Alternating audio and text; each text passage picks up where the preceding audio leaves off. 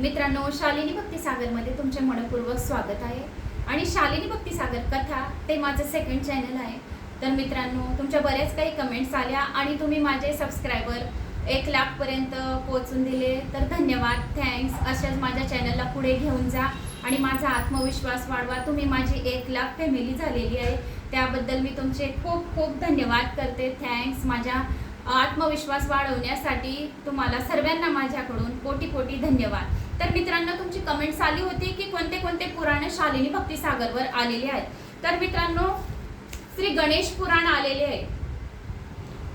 पहिले पुराण गणेश पुराण, दुसरे पुराण दत्तात्रय पुराण, तिसरे पुराण श्री विष्णू पुराण हिंदी मराठी दोघी आहे, भविष्य पुराण, चौथे पुराण विष्णू पुराण हिंदी मध्ये, पाचवे पुराण श्री संपूर्ण 24,000 मंत्रांचा श्री शिव महापुराण मराठी हिंदी दोघी आलेले आहेत। आणि देवी भागवत पुराण माझी मैत्रीण वाचायला घेऊन गेलेली, हरिवंश पुराण ते पण बाहेर वाचायला गेलेले आहे। आणि आता आपलं चालू आहे हे नर्मदा पुराण।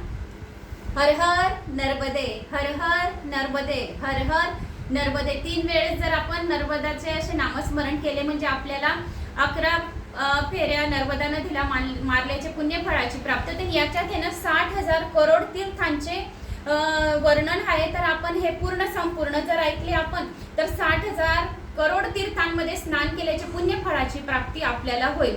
तर व्हिडिओ आवडल्यास लाईक शेअर सबस्क्राईब नक्की करा।